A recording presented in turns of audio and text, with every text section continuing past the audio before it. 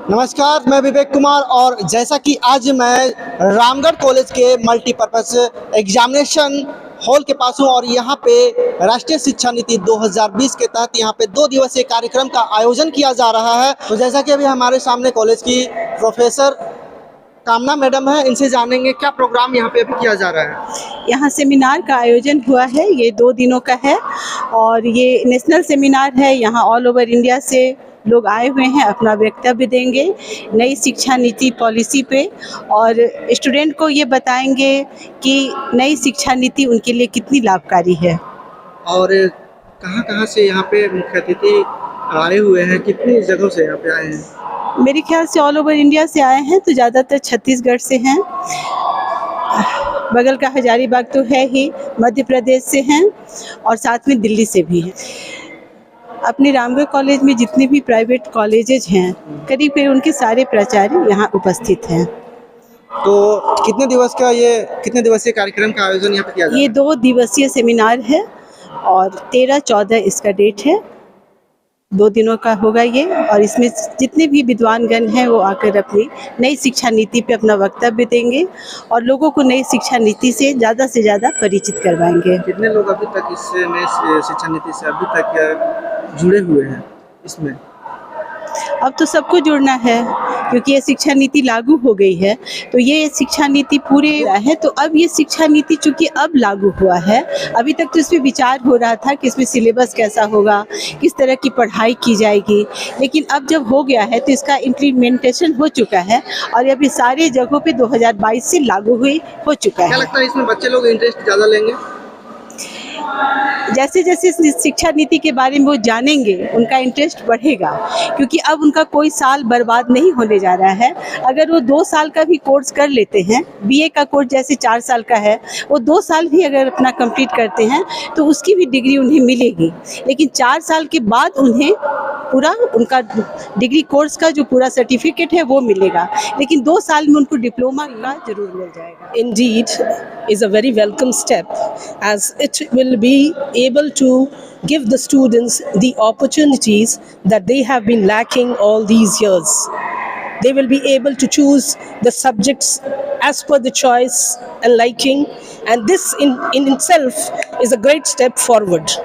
Children and students will always be able to be converted into good human beings, and those who have values, those who have proper attitudes towards all the sections of the society. And this is not only just a step for students, it is also for the entire country.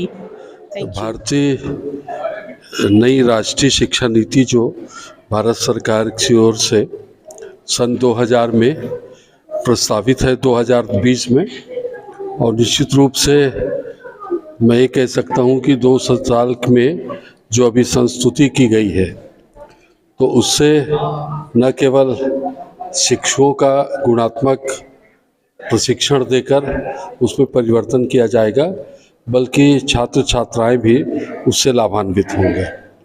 पहली से जो उसकी प्राथमिक परीक्षा है वो मातृभाषा के रूप में होगी और पूरा पाठ्यक्रम मातृभाषा के रूप में बनेगा और ये माध्यमिक शिक्षा तक रहेगा। इसके बाद फिर गुणात्मक रूप से राजभाषा और फिर राष्ट्रीय भाषा, अंतर्राष्ट्रीय भाषा, पाली, प्राकृत, संस्कृत होते हुए ज्ञान विज्ञान के उच्च सोपान तक वो पहुंच सकते हैं। अनुसंधान के क्षेत्र में भी आगे काम कर सकते हैं। दिव्यांगों पर भी और पिछड़े आदिवासी समूह जो हैं उन पर भी फोकस किया गया है और एक समावेशी और सर्वतोमुखी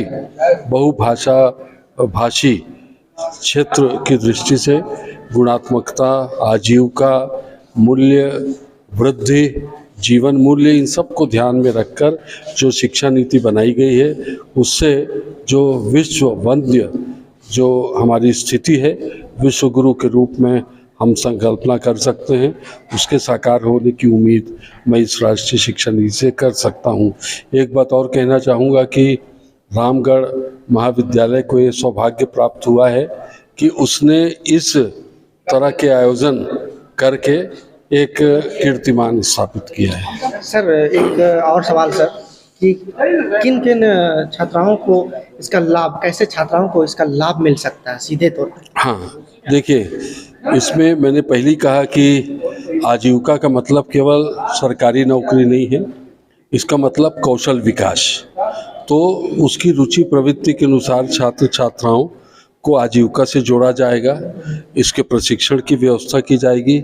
जैसे ITI में आप देखते हैं रोजगार निश्चित रूप से मिलता है, तो उस और कलात्मक क्षेत्र में भी कला के जितने रूप हैं, संगीत, साहित्य, पत्रकारिता, इसमें भी बच्चा जो है वो प्रशिक्षण लेकर, डिग्री डिप्लोमा लेकर वो आजीविका से जुड़ सकता है, नाम और यश दोनों प्राप्त कर सकता है।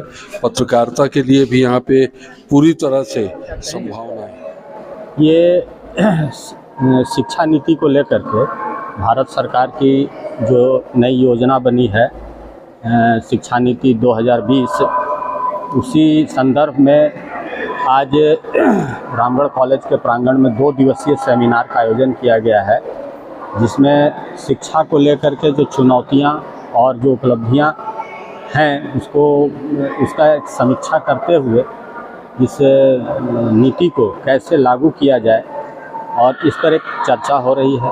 इस चर्चा में आज क्षेत्र ही नहीं पूरे प्रांत से और दूसरे प्रांतों से भी कई डेलीगेट्स आए हैं, जिन्होंने अपनी अपनी बातों को रखा है और नई शिक्षा नीति से क्या क्या उपलब्धियां हमें हासिल होंगी और क्या क्या उसको लेकर चुनौतियां आएंगी सामने, इन विषयों पर वक्तव्य देते हुए विद्वान प्रोफेसर्स और विश्वविद्यालय से आए हुए तमाम लोगों ने अपनी अपनी राय रखी है।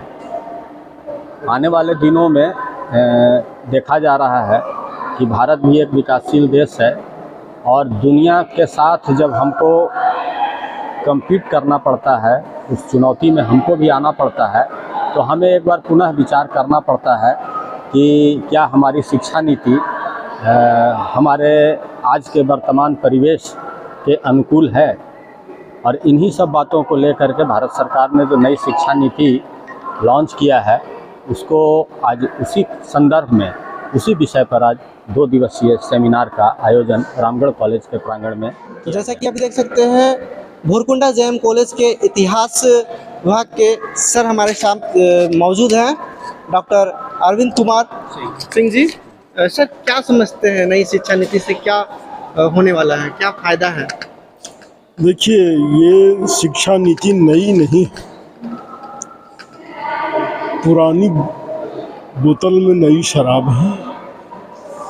आप आज के दिनों में खोटका, अंगिका, भोजपुरी, मगही पढ़ के वर्ल्ड रैंकिंग में अपने विश्वविद्यालय को नहीं ला सकते।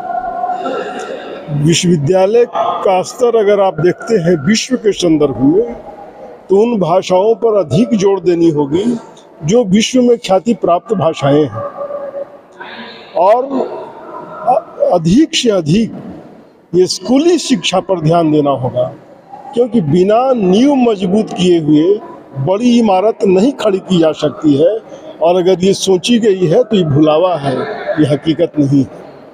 आज जहाँ स्कूलों में शिक्षक नहीं है, एक शिक्षक पर 7 क्लास चल रहा है, वहाँ से क्या उम्मीद आप करते हैं?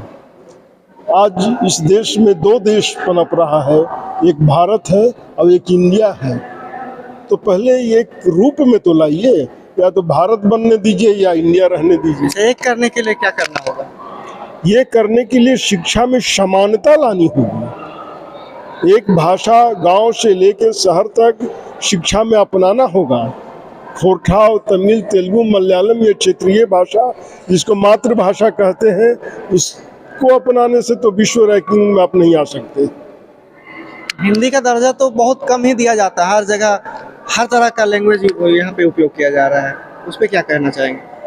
नहीं, हिंदी का दर्जा तो अभी जो बोली है, खड़ी बोली, ये तो पूरे हिंदुस्तान में कम से कम समझी और बोली जाती है। एक राष्ट्र की भाषा तो नहीं बन सकी, लेकिन भाषा तो है, और इस मुकाम पर और हिंदुस्तान का कोई दूसरा भाषा नहीं। अगर इसमें भी शिक्षा अनिवार्य कर दी जाए, तब भी हम ये मान के चलते हैं कि हिंदी से इंग्लिश का ट्रांसलेशन आसानी से हो जाएगा, लेकिन खोटा से, तमिल से, तेलुगु से, मलयालम से हम हर सारे लोग नहीं कर सकते।